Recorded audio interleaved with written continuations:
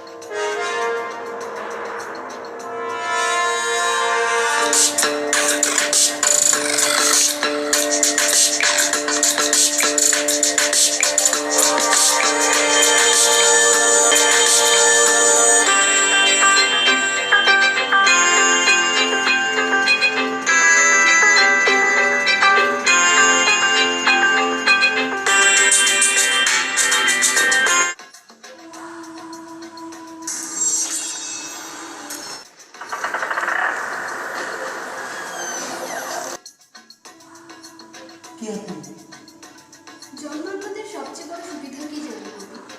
তারা নিজের ভেতর নিজের মতো করে নানা ধরনের রং তৈরি করতে পারে। কিন্তু আমি তো জন্মান্ধ নই। হ্যাঁ, ঠিক বলেছ, কিন্তু বিপত্তি তো এখানেই যে তুমি জন্মান্ধ। আপনি রুমে ঢুকছেন কেন? বাইরে দাঁড়িয়ে কথা বলবো। আপনাকে চিনি না, রুমে ঢুকবেন কেন? এবার তাহলে হুট করে রুমে ঢুকে গেলেন। কে আপনি? আজ পরিচয় দিবেন তো? পানি পিপাসা। পানি পিপাসা মানে? পানি পিপাসা মানে কি? বলো তো কবি, কোন জলে পিপাসা মেটে না, পিপাসা আরো বাড়ে? একবার আপনি বলছেন, একবার তুমি বলছেন। আপনি আসলে কে? আপনি এমন রহস্য করছেন কেন? রহস্যপূর্ণ আচরণ করছেন কেন? আমি ফ্যান ছাড়বো না। আপনি আমাকে ফ্যান ছাড়তে বলার কি? ফ্যান ছাড়বো? আপনি তো বেকুব বললেন কেন? বেকুব কে? বেকুবকে বেকুব বলবো না। কে বেকুব? আপনি বেকুব। আশ্চর্য! কি আশ্চর্য? আপনি কে? পরিচয় দিন। আপনি পরিচয় দিন। আপনি কি ফ্যানটা ছাড়বেন? না, ফ্যান ছাড়বো না। আমি ফ্যান ছাড়বো না। এই জন্যই বলেছি বেকুব।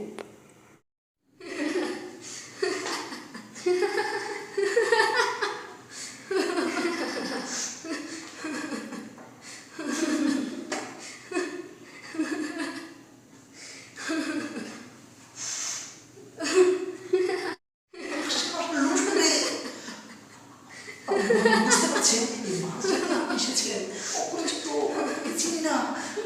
আসলেন যদি আশেপাশে লোক আসলে কি বলবো?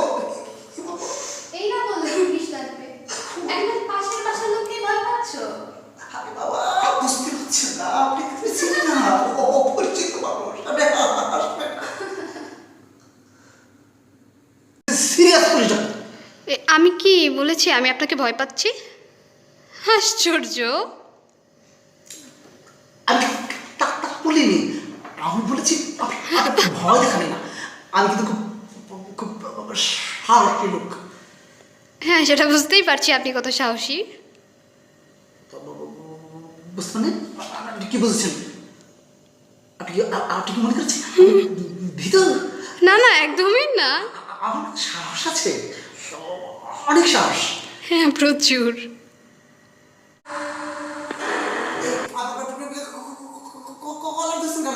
আপনি না সাহসী?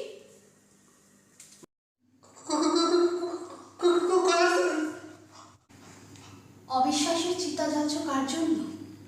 নিজের লাশ পোড়াবার জন্য? কে তুমি? তুমি নন্দিনী? বরুণা, রূপা, আলিয়া অথবা নন্দিনী, যে নামে খুশি দেখো, নামে কি এসে যায়? কে তুমি? চুপ করো। চুপ চুপ চুপ চুপ চুপ চুপ চুপ চুপ চুপ চুপ। এরকম ভয়ঙ্কর সিদ্ধান্ত তুমি কেন নিয়েছিলে? কোনো কিছু পারফেক্ট না হলে আমি শুরু করতে পারি না। আমার কাছে মনে হয় সবাই লিখে ফেলেছে, আমার লেখার কিছু নেই। যা লিখছি ওই তুচ্ছ ছাইপাশ ছাতা পেয়ে যাচ্ছে। চুপ! জীবনে কোনো কিছুই পারফেক্ট হয় না।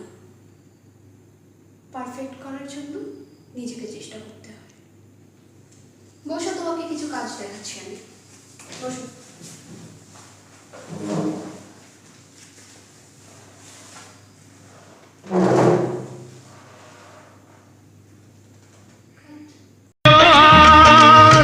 সবুজ হয় গো মাটি যে ঢেউ এলে, করেছি প্রদীপ সেই আলো জেলে।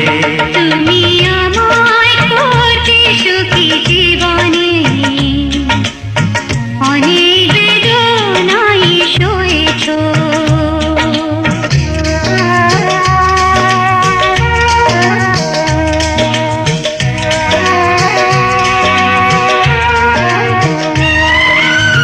দেখছি তোমায় আমি শুধুই জানা, সে জ্বালা হয়েছে মোর গলার মালা। দেখছি তোমায় আমি শুধুই জানা, সে জ্বালা হয়েছে মোর গলার মালা। কোথাও সীমানা নেই যে ভালোবাসা, সে প্রেমে আমায় তুমি ভরে যে গেলে, বলো না কি সুখ তুমি পেলে।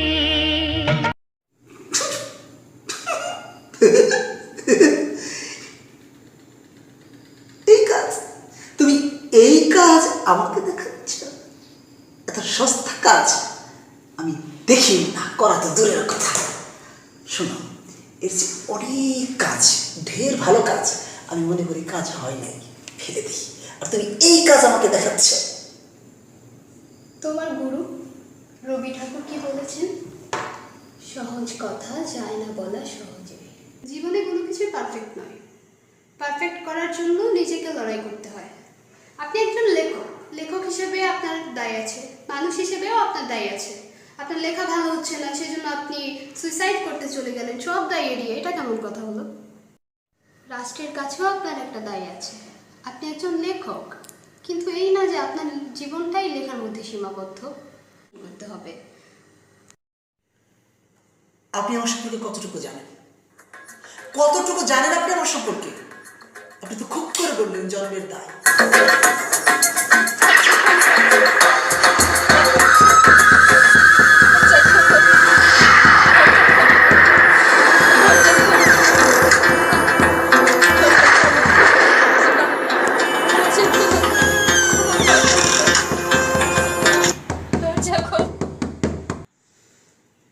আপনি বলুন, আমি সেসব শুনব।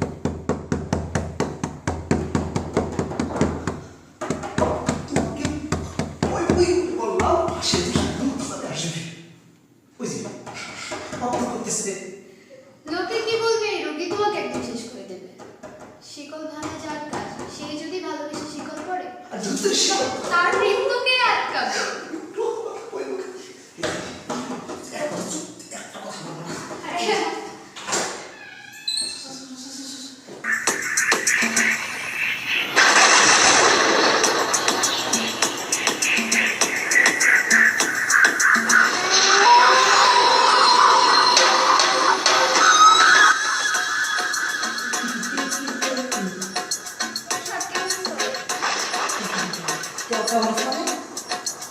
আমাকে চিনতে পারো নাই? তোমাকে চিনবো, তুমি কে? আচ্ছা, আমাকে চিনতে পারলে না, আমি আমার বোনের কাছে আসছি।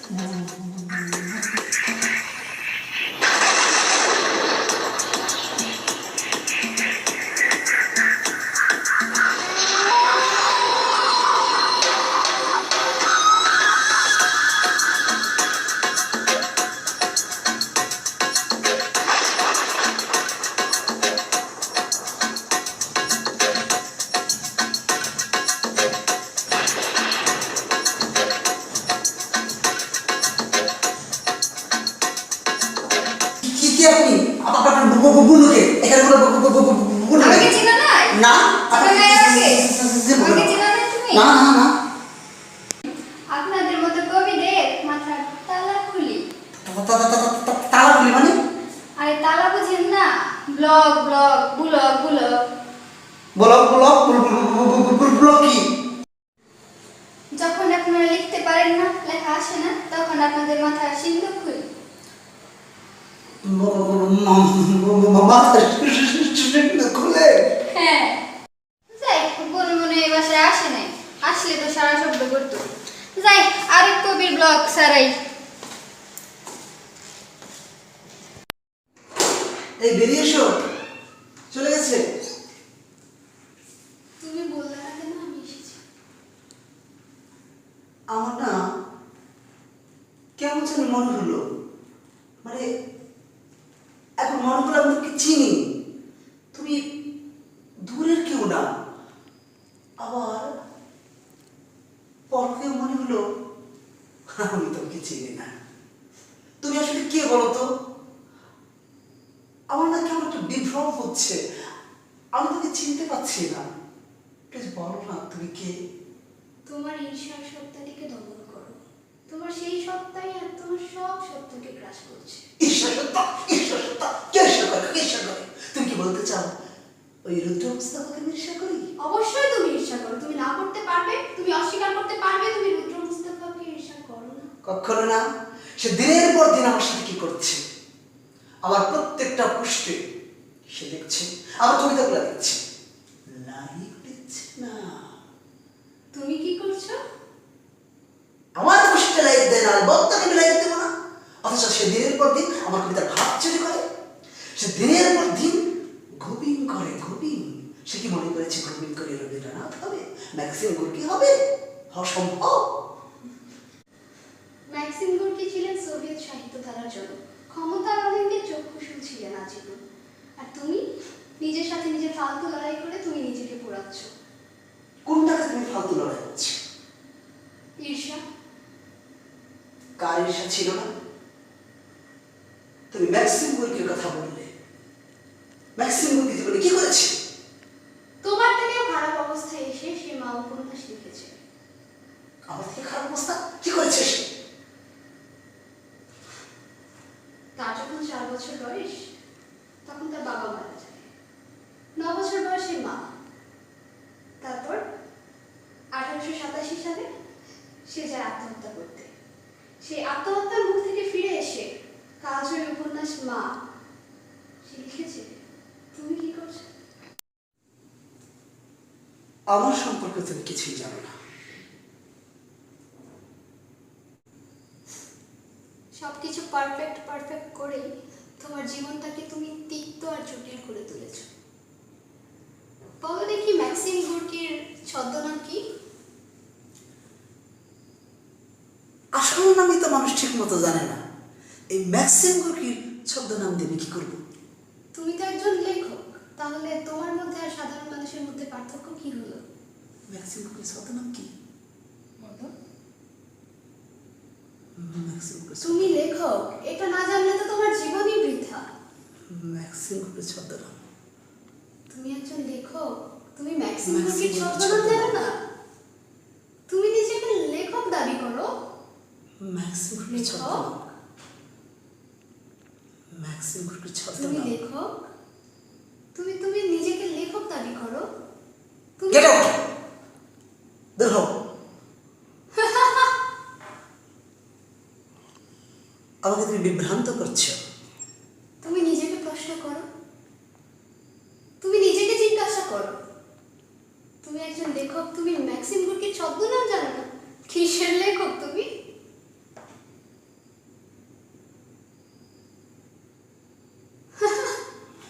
তুমি লেখক?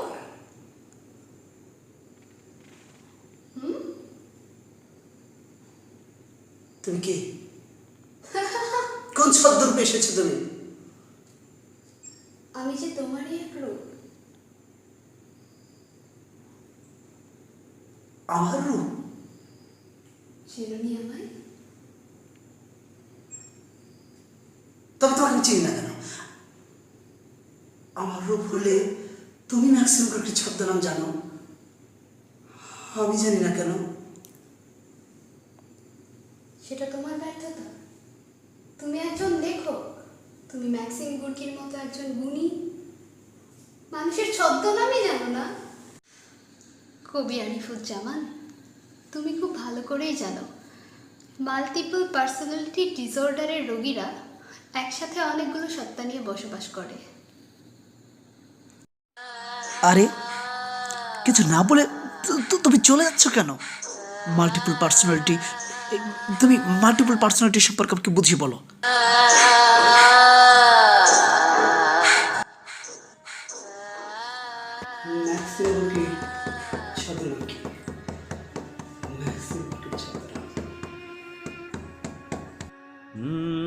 ব্যস্ত শহরে নিকোটিনের গল্প, রাত জাগা বিছানা। আরে চরিত্রে কিছু না বলে তুমি চলে যাচ্ছ কেন?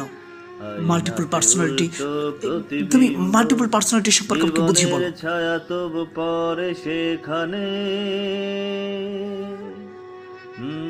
মৃত চরিত্রের হাত বাড়ায়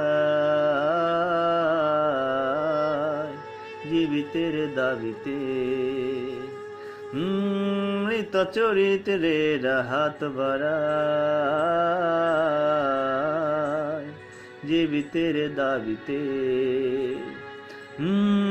দাও দাও ফিরিয়ে আমার অকাল মৃত্যুর স্মারকলিপি। দাও দাও ফিরিয়ে আমার অকাল মৃত্যুর স্মারকলিপি।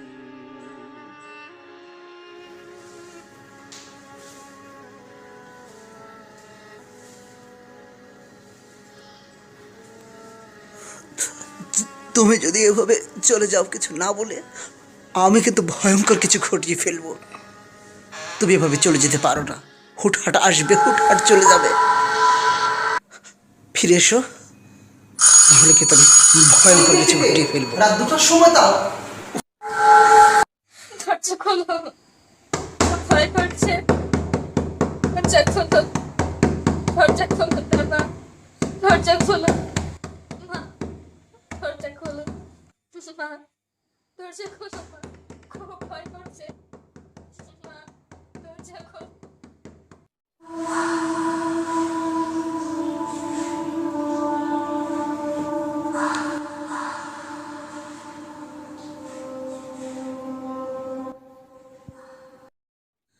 মৃত্যুর মুখ থেকে ফিরে এসে ম্যাক্সিম গুর্কি লিখেছে কালজয়ী সব উপন্যাস। তোমাকেও যে লিখতে হবে আরেকটা মা, সেজন্য তোমাকে উঠতেই হবে কবি।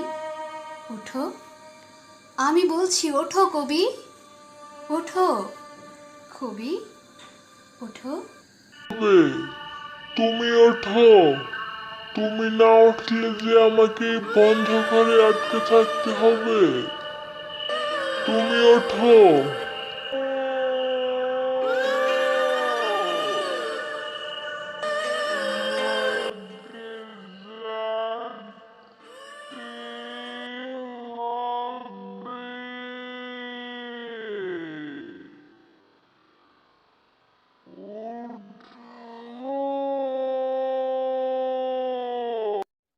ওরা বলবে আমার বুড়ি চরিত্রটা মিথ্যে।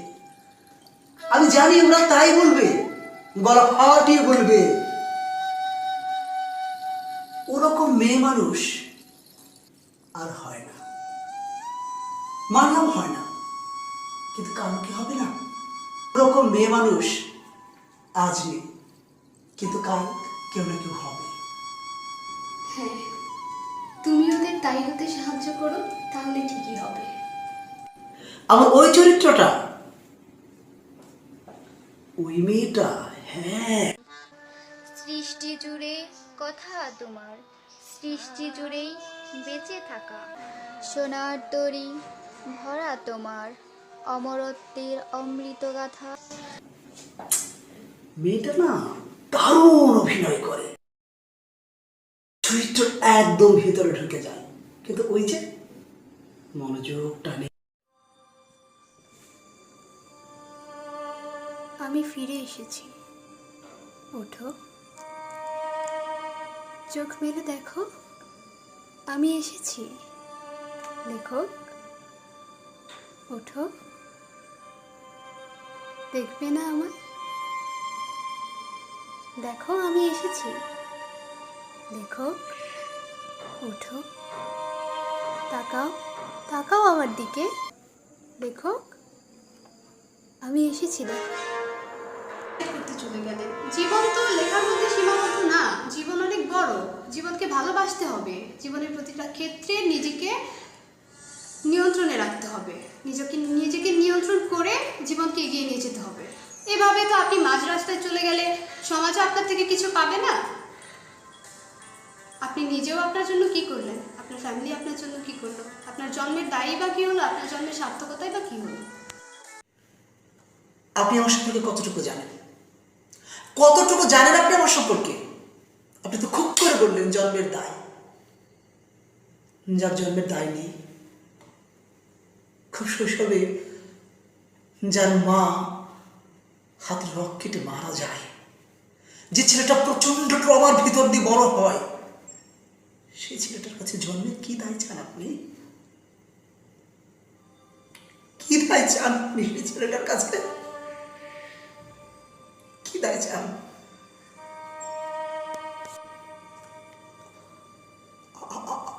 আমার বয়স তখন 7।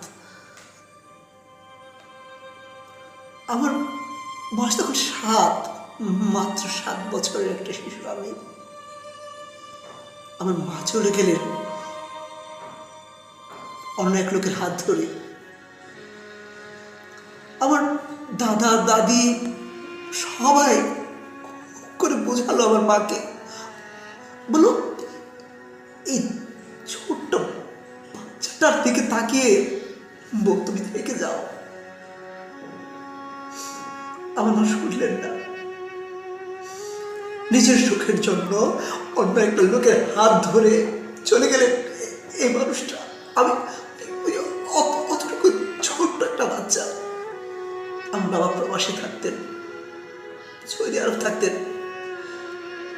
বাড়ি থেকে বলা হলো যে তোর সংসারটাকে টিকানোর জন্য তুই চলে আয় বিদেশ থেকে। আমি ছোট, অত কিছু বোঝার সময় আমার হয়নি, কিন্তু এটুকু বুঝতাম অনেক সময় মা যেরকম আমার মা সেরকম না। এক একটা রুমে আটকে রাখতো, সবসময় আমাকে বলতো পৃথিবী কঠিন, তোকে একা লড়তে হবে। আমি বুঝিনি আমার মা আছে, বাবা আছে, আমাকে কেন একা লড়তে হবে। আমার বাবা চলে এলো, সৌদি আরব থেকে চলে এলো, কিন্তু বাবা চলে আসার 7 দিন আগে আমার মা চলে গেল অন্য লোকের সাথে। বাবা, চাচা, বাবাদের বাড়ির লোকজন সবাই ধরে মাকে নিয়ে এলো আমার সংসারে। বললো ওই ছোট্ট বাচ্চাটার দিকে তাকিয়ে সংসারটা আবার করো। আমার মা আমাকে বন্ধ ঘরে প্রায় আটকে রেখে বলতো পৃথিবীর চেয়ে গহীন অন্ধকার, অন্ধকারে থাক, ভয় দূর কর। আমি ওই ছোট্ট বাচ্চাটা, আমি খুব কাঁদতাম, বলতাম মা মা মা দরজা খুলো, আমার ভীষণ ভয় করছে, মা দরজা খুলো, মা দরজা খুলো, আমার ভয় করছে। দরজা খোলো, আর পারছি না মা, দরজা খোলো মা, আর পারছি না মা, দরজা খোলো, দরজা খোলো না মা, আর পারছি না মা, দরজা খোলো মা।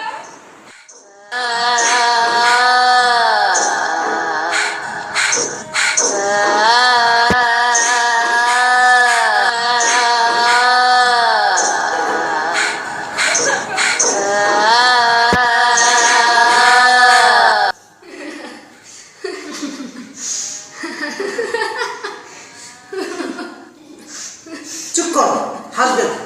মানুষের দুঃখে তুমি হাসছো, তুমি মানুষ না অন্য কিছু। হাসবো না? না, হাসবে না। এই বাস্তবে তোমার কেন হাসি হাসবো জন্য না? প্রস্তুত নই। নিজের ভেতর দগদগে ঘা পুষে রেখে জীবিকা নির্বাহ করাটা মানুষের প্রাগৈতিহাসিক নিম্ন প্রবৃত্তি। দগদগে ঘা কে পুষে রাখে? মানুষ বুঝলো রবিটা কে না পুষেছে কৃষ্ণ? সবাই পুষেছে, কিন্তু দিন শেষে তো তোমার মতো হ্যাঁ, অসুখী নয়। সবাই পুষেছে আমার বেলায়। আমার বেলায় তোমার মতো সমস্ত কেউ অসুখী নয়। আর্নেস্ট হিউম্যান কি করেছিল? সুইসাইড করেছিল। তুমি জানো কত লেখকরা রাইটার ব্লকে সুইসাইড করেছে? তোমার কোনো ধারণা আছে? আসল কথা কি জানো? আসল কথা হচ্ছে অন্যের জীবনের অসঙ্গতি খুঁজতে খুঁজতে তুমি তোমার নিজের জীবনের সঙ্গতি হারিয়ে ফেলেছো। আমি সব জেনে বুঝে এসেছি তোমার জীবনটা আমূল পাল্টে দিতে। চুপ করো। যার মা এতটুকু একটা বাচ্চা ছেলেকে রেখে নিজের প্রয়োজনে পৃথিবী ছেড়ে চলে যায়, যে বাচ্চা প্রচন্ড ভয়ের মধ্যে মানুষ হয়েছে, তুমি তার জীবনে আমূল বদলে দিবে? তুমি পারবে? আমার শৈশব কৈশোরের যে ভয়, যে ভয়ের ভেতর আমি মানুষ হয়ে গেছি, যে ভয়ের কারণে আমার বিচ্ছিন্ন জীবন, তুমি সেই জীবনটা বদলে দিতে পারবে? বা তুমি বলছো আমূল বদলে দিবে আমার জীবন? কারোর জীবন আমূল বদলে দাও তুমি বোঝো? আমি বুঝি না? আমি লেখক, মানুষের মন নিয়ে খেলি, মানুষের মনকে আমি ফালি ফালি করে কাটি। অন্তর্গত দ্বন্দ্ব কোথায় ঘটে, কোথায় কিভাবে হয় আমি বুঝি। মানুষের মনস্তত্ব আমার চেয়ে বেশি তুমি বোঝো না। আমাকে তুমি মানুষের মনস্তত্ব বোঝাতে এসেছো। তুমি আমূল বদলে দিবে আমার জীবনটা। We must believe in magic. আমাকে তুমি ম্যাজিক দেখাবে, ম্যাজিকের মতো একটা না আমার জীবনটা বদলে দিবে। এত সোজা? মানুষের জীবন নিতে আমি খেলি, আমি লিখি। এই ঈদে নাটক যাবে আমার, রমজানের এই রোজার শেষে এলো খুশির ঈদ, আমি সেই খুশির ঈদের নাটক লিখবো, হাসির নাটক। মানুষ হাসবে, খিলখিল করে হাসবে। কিন্তু আমি, আমার চোখ দিয়ে যে জল ঝরে, দিনের পর দিন, রাতের পর রাত আমি ঘুমাতে পারি না, সেই কষ্ট তুমি কি করে বদলে দিবে? খুব চমৎকার ভাবে বলা যায়। তুমি অনায়াসেই বলতে পারো আমূল বদলে দিবে কবির জীবন। একজন লেখকের জীবন, কবির জীবন এত সহজে বদলে দেওয়া যায়? তুমি আমার জীবন বদলে দিতে এসেছ। বলতে পারো আমার মা কেন চলে গেল? তুমি বলতে পারো কেন চলে গেল? কেন কেন কেন কেন চলে গেল? তুমি আমাকে বলো কেন চলে গেল? কেন কেন চলে গেল?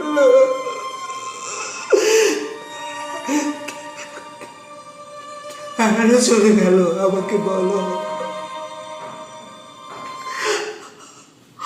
আমাকে বলো।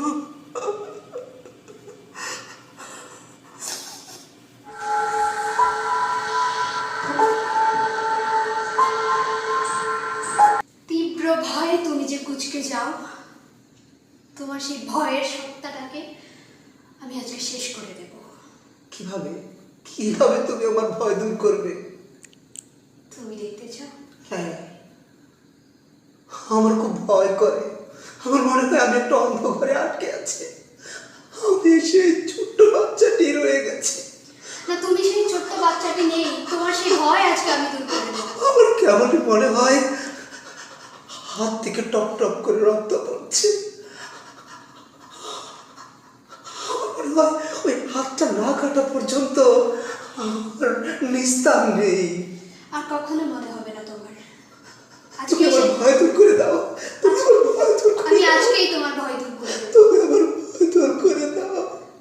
আমি আজকেই সব শেষ করে দেব। আমার খুব ভয় করে। আমার এমনই মনে হয় আমার মার হাতটা শরীরে কেটে হয়েছে,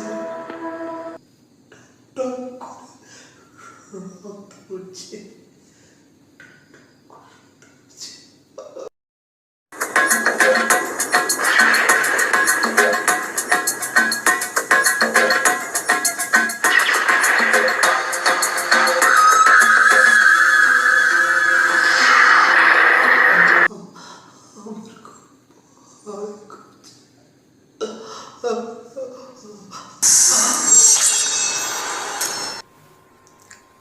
রাতে, ফাল্গুনের রাতের আধারে যখন গিয়াছে ডুবিয়া,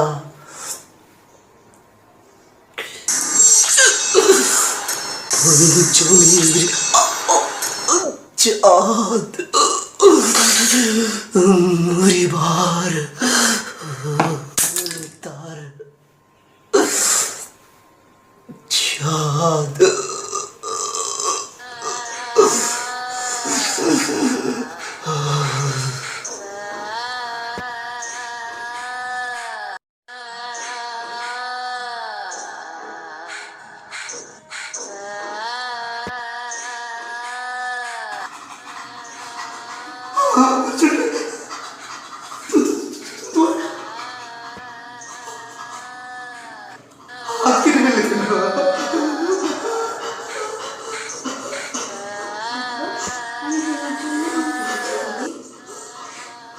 আমি তোমার জন্য হাত কেটেছি কবি, তোমার জন্য। ওই যে বললাম, আমি আজকেই তোমার সব ঘর দূর করে দেবো। দেখো, তুমি দেখো রক্ত, দেখো দেখো রক্ত, কবি দেখো রক্ত। তোমার মায়ের হাত থেকে এভাবে রক্ত বের হয়েছিল, দেখো সেই রক্ত।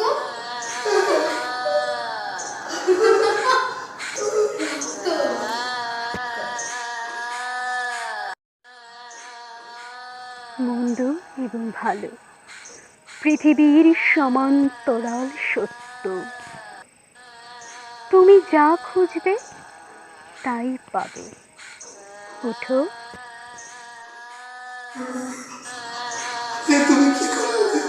তোমার জন্য কেটেছি।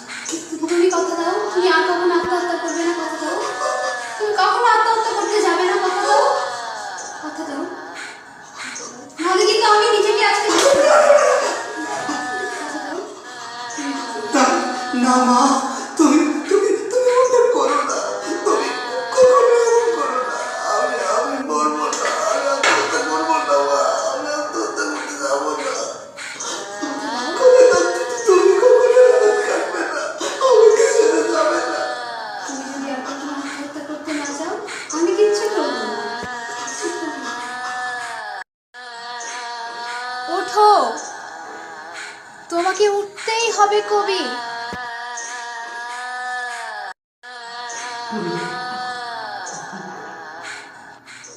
ভয়ের দালালটি শেষ করে বিজয়ের রক্ত কেটে দিলাম। আমি জানি তুমি আর কখনো আমার ছেড়ে যাবে না। আর কখনো যাবো না। সত্যি তুমি ওঠো, তুমি ওঠো। ও কবি, ওঠো।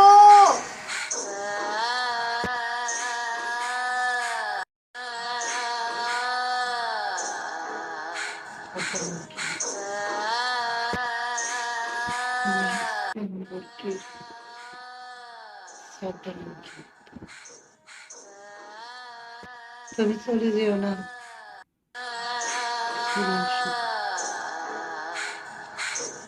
আমি তোমাকে চিনতে পেরেছি। হ্যাঁ, ম্যাক্সিম পিছাদ্দা নাম ভিক্টর ম্যাক্সিম। আমি তোমাকে চিনতে পেরেছি। তুমি আমার কাব্য লক্ষ্মী, তুমি আমার মা। আমি তোমাকে চিনতে পেরেছি, আমি তোমাকে চিনতে পেরেছি। তুমি আমার কাব্য লক্ষ্মী, তুমি আমার মা, আমার মা। আজ থেকে আর কোনো ভয় তোমাকে ছুতে পারবে না। তুমি